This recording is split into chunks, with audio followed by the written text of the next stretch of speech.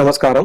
ఓం గం గణపతయే నమః. స్వర్ణలక్ష్మి నమస్తే అస్తు. పరబ్రహ్మ స్వరూపిణి రాజ్యం దేహి ధనం దేహి సర్వ కామాంచ దేహి మే. అందరికీ స్వర్ణలక్ష్మి అమ్మవారు ఎప్పుడు ప్రతి నిమిషం సంతోషంగా ఉండే విధంగా, చక్కగా నవ్వుతూ ఉండే విధంగా, ఆనందభరితంగా ఉండే విధంగా మనల్ని అనుగ్రహించాలని, అంతేకాకుండా మనందరికీ రాజ్యాధికారం ఉండే విధంగా అనుగ్రహించాలని, అమ్మవారు మనందరికీ సమృద్ధిగా ధనం ఇవ్వాలని, అంతేకాకుండా ప్రతి ఒక్కరికి వాళ్ళ మనసులో ఉన్న కోరిక తక్షణమే నెరవేర్చే విధంగా అమ్మవారికి మనకు ఆశీర్వాదం ఉండాలని చెప్పేసి కోరుకుంటూ ముందుకెళ్దాం. ఈ రోజు మనం చెప్పుకోబోయే విషయం ఏంటంటే, కుజుడు వచ్చేటప్పటికి మిథున రాశిలో ప్రవేశిస్తున్నాడు. ఆగస్టు 2వ తారీఖు నుంచి సెప్టెంబర్ 18th వరకు వాళ్ళు ఆ మిథున రాశిలోనే ఉండటం జరుగుతూ ఉంటుంది. తద్వారా 12 రాశుల వారికి చాలా విషయాల్లో అనేక రకాలైన మార్పులు చేర్పులు వచ్చే అవకాశం ఎక్కువగా ఉంటుంది. కొంతమంది అనుకూలంగా ఉంటుంది, కొంతమందికి వచ్చేటప్పుడు ప్రతికూలంగా ఉంటుంది, కొంతమందికి కొంచెం ఇబ్బంది పెట్టే విధంగా ఉంటుందని తెలుసుకోవాలి. కుజుడు వచ్చేటప్పటికి ధైర్యానికి, పరాక్రమానికి, హీరోయిజానికి సంబంధించిన గ్రహము. కుజుడు వచ్చేటప్పటికి ఎనర్జీ, స్ట్రెంగ్త్, ఇనిషియేటివ్ పనికి ముందుకెళ్లాలని దానికి సంబంధించిన గ్రహము.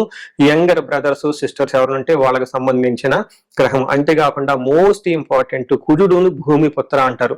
అంటే ల్యాండ్స్, ప్రాపర్టీస్, బిల్డింగ్, కన్స్ట్రక్షన్ వీటికి సంబంధించిన గ్రహం. కుజుడు వచ్చేటప్పటికి మిలిటరీ, పోలీస్, సైన్యాధ్యక్షుడు ఇలాంటి వాటికి సంబంధించి వెపన్స్ కి సంబంధించిన గ్రహము. అలాగే కాకుండా కుజుడు వచ్చేటప్పటికి fire, heat, engineering, technology, force ని అప్లై చేసే ఇట్లాంటి పనులన్నిటి కూడా కుజుడికి సంబంధించిన గ్రహం. ఇలాంటి కుజుడు మిథున రాశిలో 45 రోజులు సుమారు ఉండటం వల్ల మిగతా 12 రాశుల వరకు ఎలా ఉందో మనం చూద్దాం. మనం సింహరాశి చూసుకుంటే, ఈ సింహరాశి వాళ్ళకి ఒక మంచి స్వీట్ న్యూస్ అని చెప్పుకోవాలి, లేదంటే తీపి కబురు అని చెప్పుకోవాలి, మంచి జరిగే విషయం అని చెప్పుకోవాలి. ఎందుకంటే సింహరాశి వాళ్ళు జనరల్ గా ఈ టైంలో అష్టమ శనితో బాధపడుతూ ఇబ్బందుల్లో ఉన్నారు. ఇలాంటి వాటికి అంటే అష్టమ శనిలో రకరకాల ఇబ్బందులు పడుతున్నాయి. వీళ్ళకి కుజుని యొక్క సంచారం, మిథున రాశులకు కుజుడు ప్రవేశించడం చాలా మంచి జరుగుతుందని మీరు అనుకోవాలి. ఏ ప్రకారంగా అంటే వాళ్ళకి ఇన్కమ్ లెవెల్ కి సంబంధించిన విషయాల్లో చాలా బాగుంటుంది. Fulfilment of desires. ఇప్పటిదాకా ఏదైనా కనుక ఆగిన పనుల్లో తటస్థత ఉండి అనుకున్న పనులు కనుక ముందుకు జరగకపోతూ ఉంటే ఈ టైం ముందుకు జరిగే అవకాశం ఎక్కువగా ఉంటుంది. తర్వాత అన్నకు సంబంధించిన వ్యవహారాల్లో, తర్వాత అక్కలకు సంబంధించిన వ్యవహారాల్లో ఏమైనా గనక మనస్పర్ధలు ఉంటే ఈ టైంలో తొలగిపోయే అవకాశం ఎక్కువగా ఉంటుంది. ఫ్రెండ్స్ కి సంబంధించిన వ్యవహారాల్లో నెట్వర్క్ కలగటానికి, సోషల్ మీడియాలో ఎవరైతే ఉన్నారో వాళ్ళ యొక్క పోస్టులు వైరల్ అవ్వటానికి, మీకు సమాజంలో మంచి గుర్తింపు రావటానికి, అంతేకాకుండా మీకు ఏమైనా గనక అంబిషన్స్ అవన్నీ ఉంటే ఈ టైంలో వాటిలో పాజిటివ్ చేంజ్ వచ్చి ముందుకెళ్లే అవకాశం ఎక్కువగా ఉంటుంది.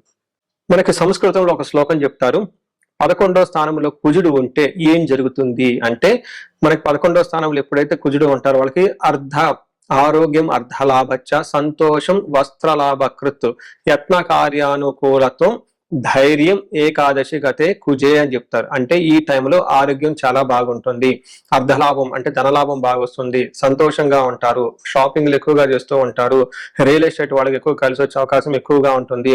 అంతేకాకుండా యత్న కార్య అనుకూలత్వం, ఇంతకుముందు మీరు ఎవరికైనా ఉద్యోగంలో చేరాలన్నా కొంచెం కష్టంగా ఉన్నా, లేదంటే ఏదైనా పని కనుక చేస్తే అందులో మీకు సరైన వృద్ధి జరగకుండా ఉంటే, ఎక్కడైనా ఆగిపోయిన పనుల్లో ఉంటే ఈ టైంలో పనులు చాలా త్వరగా వెళ్ళి ముందుకు వచ్చే అవకాశం ఎక్కువగా ఉంటుంది.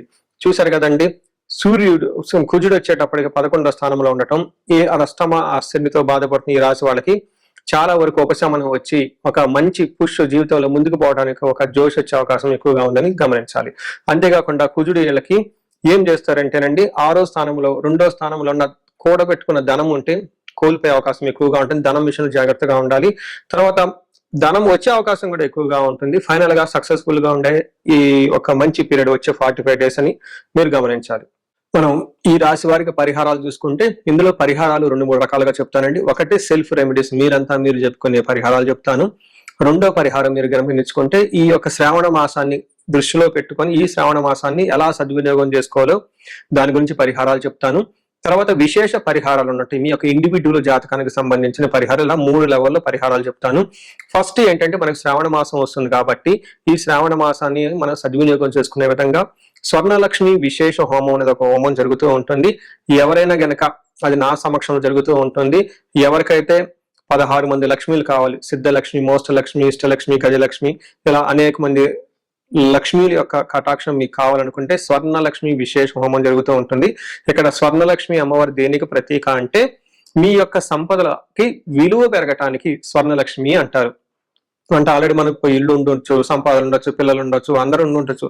అయితే వాటికి విలువ ఇంకా పెరగటానికి కావాల్సిన ఒక శక్తి అమ్మవారిని స్వర్ణలక్ష్మి అంటారు. ఈ యొక్క స్వర్ణలక్ష్మి విశేష పూజ చేయడం జరుగుతుంటుంది.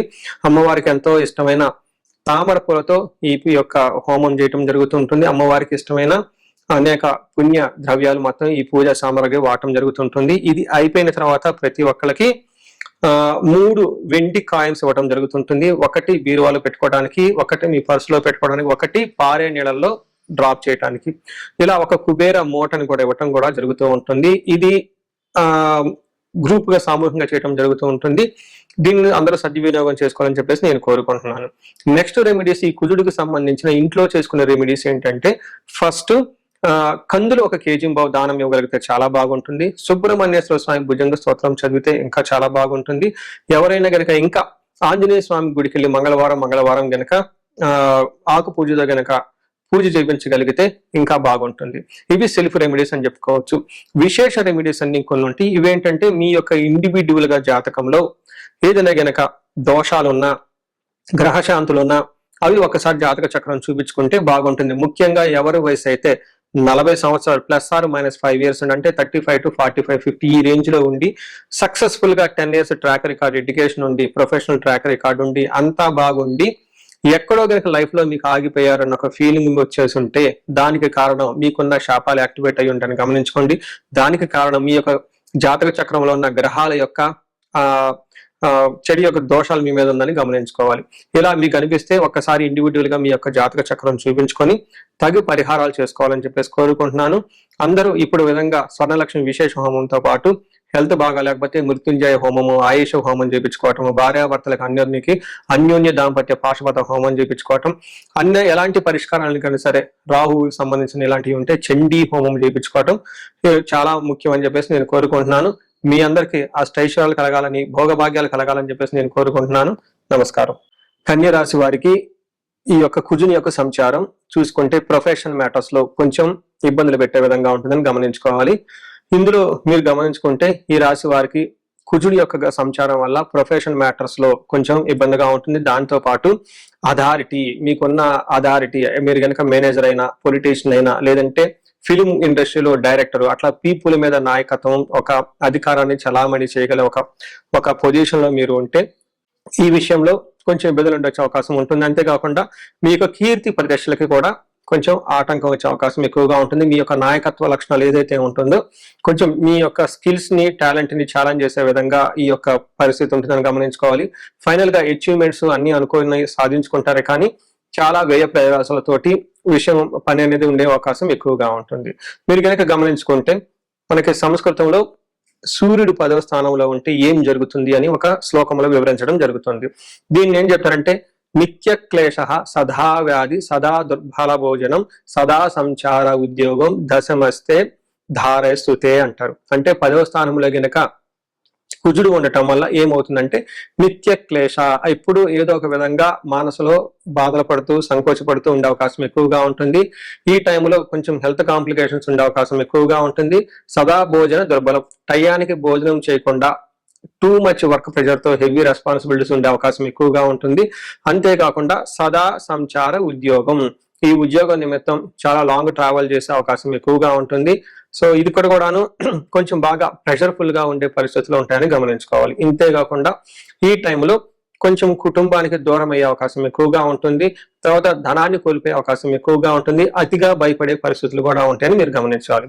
సో చూసారు కదండి, ఈ రాశి వారికి ఓవరాల్ గా చూసుకుంటే కుజుని యొక్క ప్రభావం చేత ప్రొఫెషనల్ మ్యాటర్స్ లో, కీర్తి ప్రతిష్టలకు సంబంధించిన వ్యవహారాలలో ఇబ్బందులు ఉంటాయి అని గమనించుకోవాలి. అంతేగాని దీని గురించి ఎక్కువగా టూ మచ్ భయం కూడా పడాల్సిన అవసరం ఏమీ లేదు. సహజంగా ప్రెషర్ ఎక్కువగా ఉంటుందని మీరు గమనించాలి.